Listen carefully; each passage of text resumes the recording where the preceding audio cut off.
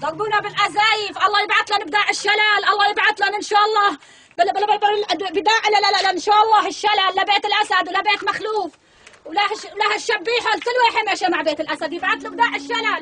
إلهي يا رب لبيت الاسد ولبيت مخلوف ولها الشبيحه يبعث لنا داع الشلال.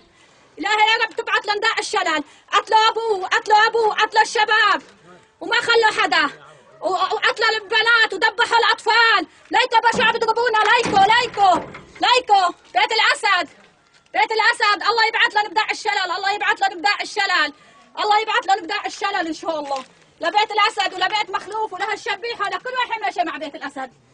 الله يبعث لنا شيء ما يطيقوا على جسدهم.